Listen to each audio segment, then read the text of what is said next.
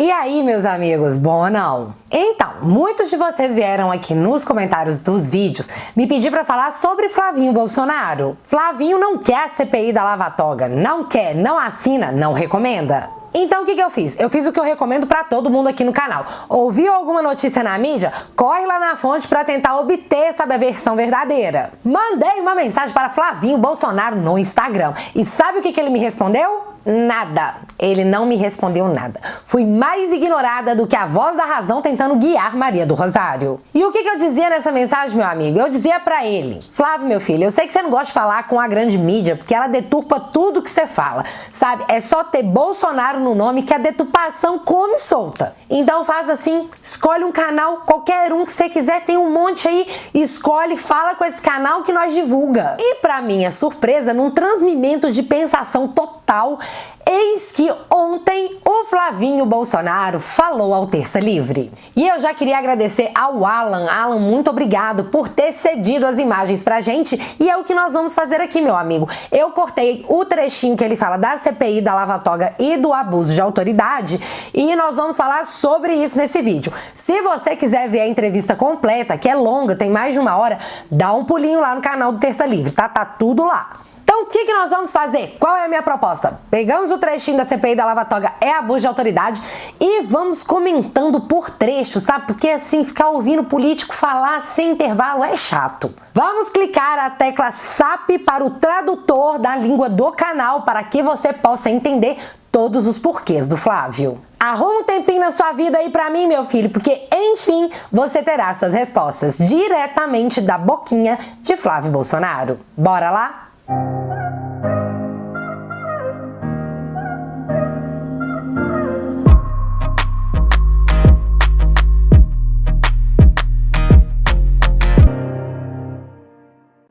Gente, só lembrando que esse vídeo não é a minha opinião, não estou dando a minha opinião, nós vamos comentar a opinião, sabe, as respostas, o mundo de Flávio Bolsonaro. É a opinião dele, mas a gente vai comentar porque, sabe, nós gosta de falar horrores. Num próximo vídeo eu volto com a opinião dessa aqui que vos fala, mas nesse aqui vai ser só Flávio. Sem mais delongas, vamos ao que interessa. Alan perguntou pro Flavinho basicamente o porquê que ele não votou contra a lei de abuso de autoridade. Então vai, Flavinho, fala tudo, meu filho, abre seu coração. Eu tava aguardando os versos do presidente, né, para poder me posicionar oficialmente sobre isso. Qualquer profissão, em qualquer esfera, tem os bons e os maus profissionais. Se há excesso por parte de alguém, se há abuso por parte de alguém de autoridade, seja ele quem for, é óbvio que isso tem que ter algum freio. Tanto é que o presidente Bolsonaro não vetou integralmente esse projeto de lei. E o meu voto vai seguir exatamente, Alan, aquilo que o presidente determinou que fosse vetado. Voto para que os vetos que o presidente fez sejam mantidos. Aí não tenho... E até importante essa pergunta. Aqui ele diz que ele não votou contra porque dentro desse projeto de lei do abuso de autoridade tinham coisas boas. Então o que ele fez? Ele deixou o projeto seguir seu rumo, que foi a presidência.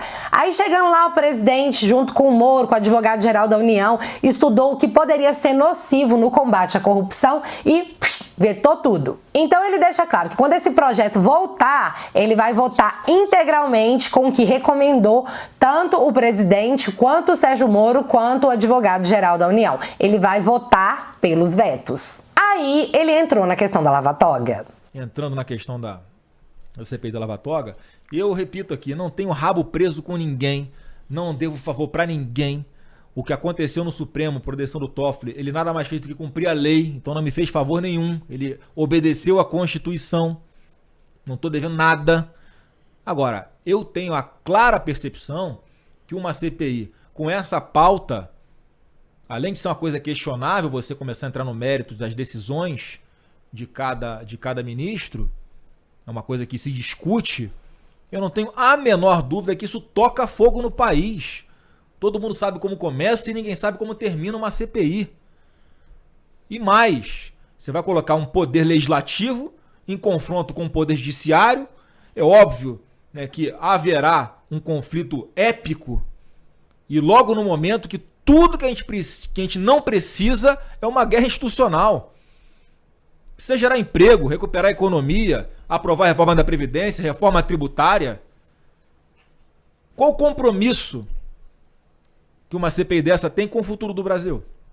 Eu te pergunto. E mais, tem um agravante no meu caso particular, ó, que por eu ser filho do presidente, é óbvio que qualquer coisa que eu faça, alguns interpretam como se fosse o presidente dando ordem para fazer. Então o presidente, o chefe do Poder Executivo, tem um filho que é senador e que assina uma CPI para investigar o judiciário com um objeto que é discutível. Quer dizer, o presidente, o chefe, olha só a confusão, hein? O chefe do executivo estaria apoiando o legislativo a um conflito com o judiciário. Olha o grau de desconfiança que isso poderia gerar. Olha a instabilidade política. A quem interessa uma instabilidade política nesse momento? Não é possível que as pessoas não enxerguem. A gente tem que ter equilíbrio. Agora seria muito ruim uma CPI como essa. E é só por isso que eu não assinei. E para deixar bem claro, é isso que eu falo para todos os senadores que vêm pedir minha opinião e perguntar por que é que eu não assinei. Então, essa tentativa de imputar a mim mais uma vez a articulação. Você ligou para retirar. Eu converso no telefone com o senador que pede a minha opinião. Tanto é que o próprio presidente do PSL, o deputado Bivar, escreveu uma nota pública oficial de esclarecimento, dizendo que eu não estava fazendo isso, que quem estava fazendo isso era ele, e que o partido, sim, estava sugerindo aos seus membros no Senado, são 4 e mais 3, que não assinasse a CPI. E eu não assinei. Então não botem isso também como se fosse eu querendo fazer. Cada senador tem a sua consciência. Cada senador tem o seu projeto pessoal. Cada senador na CPI começa vai querer aparecer mais do que o outro. Vai querer ser mais agressivo do que o outro contra um ministro, contra um senador. Vai ser uma pancadaria, um quebra-pau. Qual a necessidade disso agora, nesse momento? Nenhuma. Tem tanta coisa para aprovar, tanto problema para desfazer. Mas algum freio o STF, não o STF como uma instituição, mas alguns ministros que extrapolam o poder judiciário, ele precisa existir. Então, no caso, claro, precisa. Por isso a Constituição fala que o Senado faz esse controle.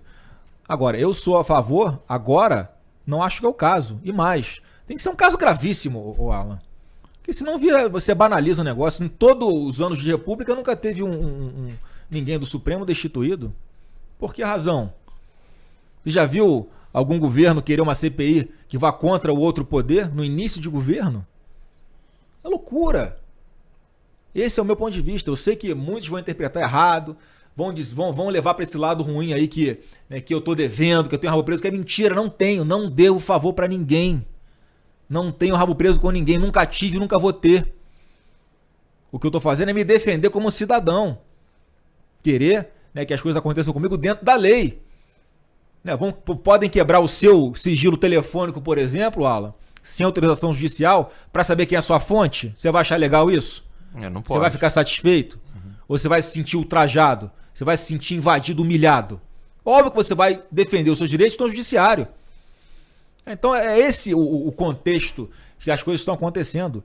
Tudo que o Brasil não precisa agora é de uma guerra institucional. Uma CPI dessa bota fogo no país. O Congresso Nacional para por causa de uma CPI dessa.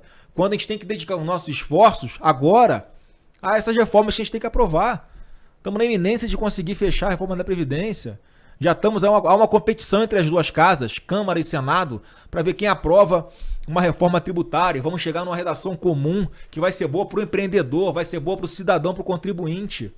O presidente determina todos os dias ao chefe da Receita Federal para que enxugue aquelas normatizações absurdas que dão margem de interpretação, né, e atrapalham os negócios dos nossos empreendedores. Tem muita coisa importante para se fazer antes disso. Né? Por que insistir com essa pauta? Essa é a minha posição. Aí ele ele dá seus motivos. O que ele fala? Ele fala que hoje, se a gente abrir uma CPI para investigar nossos supremos magnânimos ministros, isso paralisaria os outros poderes. E que esse momento é o pior possível. Por quê? Temos a reforma da Previdência para terminar de aprovar, porque esse trem tem que passar. Temos a reforma tributária, temos o pacote anticrime do Moro. Enfim, não é o melhor momento para a gente, sabe, brincar de travar os poderes. E que se a gente fosse fazer uma CPI da Lava Toga agora, seria dinamite pura, meu amigo. Que assim, ia implodir tudo. O pessoal ia ficar... Ia ter senador querendo aparecer. Imagina, gente, apontar o dedo nas faces dos magnânimos supremos. Tofinho, por que sua esposa tava te pagando 100zão, meu filho? 100zão por mês, por quê? Por quê? Gilmarzão, por que você soltou seu compadre lá 3 vezes? 3 vezes. Lewandowski, você quer mesmo que a gente acredite que você não é o Levan dos e-mails da Odebrecht? Alexandre de Moraes, por que você está limpando a barra de seu coleguinha Tofinho na questão dele ser amigo do pai do Marcelo? Gente, imagina essa CPI acontecendo. Eu ia querer um pay-per-view de TV Justiça. Gente, eu ia perder vida na frente dessa TV, sabe? Quem é Big Brother? Quem é a Fazenda? Eu ia ficar lá 24 horas grudada. Mas enfim, essa é a interpretação do Flavinho, que isso seria um problema porque iria paralisar os demais projetos que precisam andar, que são importantíssimos das galáxias para o Brasil sair do buraco. Sobre o agravante dele ser filho do presidente. Com essa pauta, essa é a minha posição e repito aqui, para deixar bem claro, o fato de eu ser filho do presidente é óbvio que tolhe o meu mandato. Me bota um teto ali que eu não posso ultrapassar, porque é interpretado por algumas pessoas como se fosse o presidente incentivando uma coisa.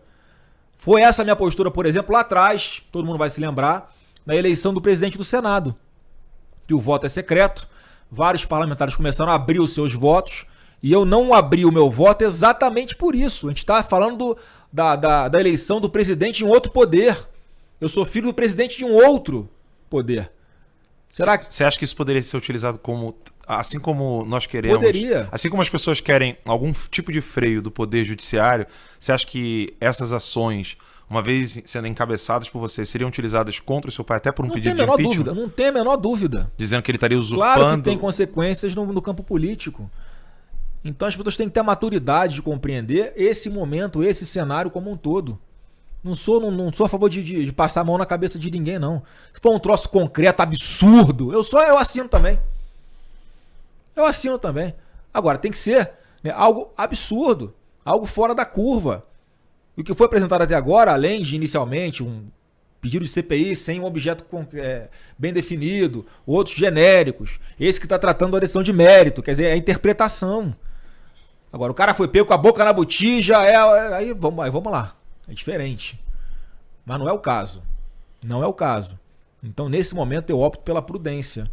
Eu opto pela estabilidade política e pela paz, pela tranquilidade para que o governo possa trabalhar.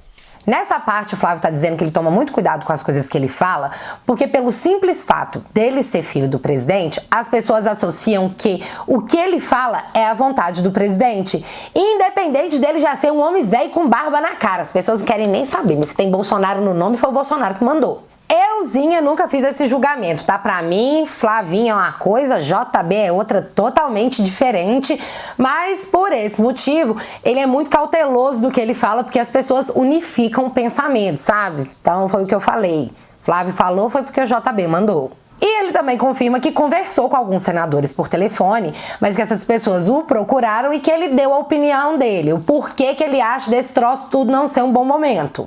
O Estadão chegou a publicar uma lista de jacobinos, né? Surgiu aí aquela coisa de jacobino pra cá, jacobino pra lá. Pra quem não sabe um pouco de história, né? Os jacobinos eram aqueles que queriam tacar fogo em tudo e atirar pra todos os lados, pegar metralhadora giratória e sair atirando. Então você está defendendo uma postura que na sua interpretação é republicana para poder manter a paz entre os poderes e avançar nas reformas que o presidente Bolsonaro quer implementar. Ou seja, isso estaria absolutamente contrário a tudo aquilo que falam da direita, que a direita quer a cabeça de tudo radical, e todos. É o contrário, lógico. Então é mais um rótulo que a gente não pode aceitar, Alan. Nós não somos radicais. Até o conceito da palavra conservador diz o contrário. A gente quer as mudanças de uma forma gradual, preservados os pilares da sociedade, né, de uma forma democrática, que é o tempo inteiro querendo rotular do contrário. Né? Por isso que eu acho muito importante quando você trata aqui no seu programa e alerta o público sobre qual é o objetivo das narrativas construídas contra o governo ou contra a direita. Porque muitos dos nossos seguidores embarcam nessa. Eu estava ouvindo agora a crítica, o Eduardo Bolsonaro foi armado no hospital. Que absurdo, que radical, que autoritário, que ditador, que fascista. Pô, se o policial não pode andar armado, amigo, ninguém mais pode. Qual o problema? Então problematiza. É uma pena. O problema é que eu não posso andar armado. Pois é. O problema é o contrário. É que o cumpridor da lei ande armado. Sim. E assim, é mais uma prova de que o governo Bolsonaro não tem nada de autoritário, de ditador. Porque o que os ditadores fazem, a primeira coisa que eles fazem é desarmar a população. Olha a Venezuela. Tá lá o exército de fuzil, os caras tacando pedra no exército. Desarmados. Então assim, vamos analisar o contexto como um todo. Você quer que o Brasil pegue fogo nesse momento? Então tá, bora. Qual vai ser o resultado prático disso? Primeiro que vai ser uma guerra de eliminar para tudo quanto é lado, né? Imagina, o Senado vai convocar um ministro do Supremo para sentar lá para dar um depoimento. Onde é que ele vai buscar eliminar para não ir? No Supremo. Você acha que vão dar? Quem vai ficar desmoralizado? E aí qual vai ser o passo seguinte? Pegar em arma? Vai lá pra porta do Supremo ameaçar as pessoas? Você tem que ir lá? Eu vou te ouvir? Vamos pegar a polícia e vai lá prender. Olha a confusão armada. Justifica?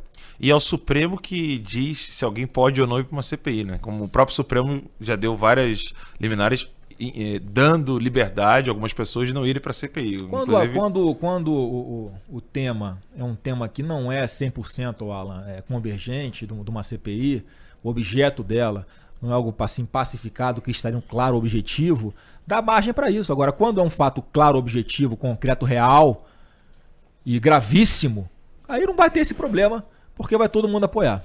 Nessa parte ele fala que vamos imaginar que todo mundo assinou, a CPI tá acontecendo, que bonitinho. Se o ministro magnânimo não quiser comparecer à intimação da CPI, ele vai recorrer a quem? Ao próprio Supremo. E você acha que os ministros magnânimos lá do Supremo vão negar para o outro ministro magnânimo uma não quero ir, não vá? E aí, meu filho, o que ia acontecer? Imagina todo mundo revolte, espilha lá na porta do Supremo querendo derrubar ministro. Caos. O caos. Agora a gente vai ver o Alan questionar o Flavinho sobre a questão de um projeto de lei do ativismo judicial. Seria uma lei que delimitaria, sabe? Daria forma, daria limites para os pessoal tudo que não tem limite. Sobre isso, ele diz. Trata então... É uma contradição clara. Ativismo judicial. Claro que assim. Eu acho que são, apesar de serem dois instrumentos diferentes, eu acho que no fim das contas o que a população quer realmente não, o que a população não quer é exatamente o ativismo judicial. E obviamente qualquer pessoa de bom senso não quer. Não, e a CPI não leva a nada, a PL sim. Pois é, tem um efeito concreto de uma lei que entre em vigor. Eu não conheço o teor do projeto, tá? Mas com critérios objetivos é uma coisa favorável. Aí sim, para colocar um limite claro, legal, o que pode e o que não pode, qual o limite. Porque se a gente vai ficar discutindo o mérito de decisão judicial, é difícil. E quem tem a palavra final é o Supremo Tribunal Federal. Então, quando ele toma uma decisão, a gente pode não concordar com o mérito, né? O Supremo vai tomar daqui para frente várias decisões importantes que vão agradar ou desagradar cada um de nós. Não é por isso que a gente tem que meter uma CPI em cima por causa disso. Agora, se é comprovadamente uma decisão tomada porque recebeu um dinheiro de não sei quem, é diferente, concorda? Então, assim, a minha preocupação é apenas essa. E obviamente que eu sou a favor de um projeto que pelo menos bote uma luz sobre esse tema do ativismo judicial, que é muito ruim. Maus profissionais existem em todas as áreas. Repito aqui, todo mundo está cansado de saber disso. Você está careca de saber disso. Mais do que eu, né? Mais careca do que eu. Então, assim, como você falou, tem um efeito prático, né? Tem um debate na casa do povo, tem um debate, né, no Congresso, passa por uma sanção presidencial, passa a entrar em vigor uma lei que o judiciário é obrigado a obedecer. Diferente de você, né, usar um instrumento, né, que, como repito, não tem um objeto tão claro, tão óbvio, né, e tão convergente assim, né, que pode, sem dúvida alguma, soar, né, como aí uma ameaça, como... E o efeito prático disso, no meu ponto de vista, insisto aqui, é uma guerra institucional que não é boa para o país, ainda mais nesse momento. Então ele diz que uma CPI não teria, sabe, um fim prático, que não ia resolver os troços tudo. Já um projeto de lei que fosse, sabe, passasse pelas casas do povo, Senado, Câmara, que rolasse um debate democrático, aí sim poderia ter mais sucesso. Que se a gente fizesse uma CPI agora, seria tipo uma ameaçinha pro Supremo. E que provavelmente acabaria em pizza e deixaria todo mundo frustrado. Nessa entrevista ele também diz que Toffoli não fez favor nenhum a ele, que ele não deve nada pra ninguém, porque a única coisa que o Toffoli fez foi proporcionar a ele o que a lei manda. Ou seja, se ele é um senador, tem foro privilegiado, ele deve sim ser investigado pela pessoa lá competente. No caso, nossos ministros magnânimos supremos. Que apesar dele ter colocado o ponto de vista dele para os senadores que o procuraram, cada senador faz o que quiser de sua vida. E que ele e o Queiroz atualmente não estão se falando, que cada um tá tocando sua vida, tocando seu processo, e que Queiroz está cuidando da saúde, já que ele também tá com câncer. Para finalizar, um espectador fez uma pergunta que eu achei interessante. O Igor Pedrotti disse: o nhonho cheio de denúncias e geral querendo o couro do Flávio. Geral mal sabe da eficácia de uma CPI. Não seria melhor acelerar a PEC das bengalas? Já até cheguei a comentar isso no Twitter. É uma discussão que é boa de se travar, mas é sempre aquilo, com toda a prudência, para não falar que a gente quer dar golpe também, né? Daqui a pouco vão querer colar mais essa narrativa na gente. Você vê como é que é contraditório. Se a gente quisesse algum tipo, né, se fosse acelerado esse processo, por exemplo, de troca de ministro do STF, eu teria todo o interesse em potencializar uma CPI como essa para causar o impeachment de um ministro do Supremo. Quem vai indicar? O presidente Bolsonaro. Para você ver como é que eu não tenho, é o contrário, eu não tenho interesse pessoal nisso, de querer, de estar com o rabo preso com alguém, nada, pelo contrário, se eu estivesse preocupado com isso, eu seria a favor, porque aí seria, em tese, uma pessoa que o presidente Bolsonaro estaria colocando no Supremo. Então, assim, não tem apego meu por causa disso, não tem preocupação minha, né, com o que vai acontecer ou deixar de acontecer no meu caso específico, lá. Entendeu? Não, tem vários, né, juristas terrivelmente evangélicos aí que podiam, né, ter oportunidades como essa. Né, normalmente, num governo Bolsonaro, pelo menos nos primeiros 4 anos, né, se Deus quiser serão 8, mas nos primeiros 4 anos, já abririam 2 vagas no Supremo. Então, assim, eu não tenho. Se eu tivesse interesse pessoal, eu teria a postura ao contrário. Eu teria acelerando o processo para que abrisse mais vagas para que o presidente Bolsonaro nomeasse alguém no Supremo. Então, não estou preocupado com interesse pessoal, nada, zero. Estou preocupado com o nosso Brasil. Tem que ter paz para governar, sintonia e confiança entre as instituições. Então, gente, a síntese dessa entrevista, o que quis dizer Flávio Bolsonaro foi: população tá revoltos com o Supremo? Tá. Dá pra fazer uma CPI da Lava Toga agora? Não. Por quê? Porque vai dar um ruim danado para as reformas que são importantíssimas das galáxias pro Brasil voltar a andar. Aparentemente, é a escolha de Sofia. Ou você chuta a bunda dos corruptos, ou você vai lá e bota o Brasil pra andar. Porque, aparentemente, se você for lá chutar o traseiro dos corruptos, essa galerinha aqui que deveria pôr as reformas pra andar, pra fazer o Brasil acontecer, enfim, vai ficar tudo preso aqui porque tá todo mundo, sabe, apertado. Sabe esses trem aí que estão dificultando a nossa vida, meu amigo? Culpa nossa. Foi nós que botamos eles lá. Viu a importância do voto? Mas então eu vou deixar pra você essa pergunta. Se você estivesse lá, no lugar do governo, o que você faria? Me conta tudo que eu quero saber. E o Momento Mente Criativa de hoje vai para a galera do Espírito Santo, que eu vou te falar uma coisa, meu filho, me representou horrores.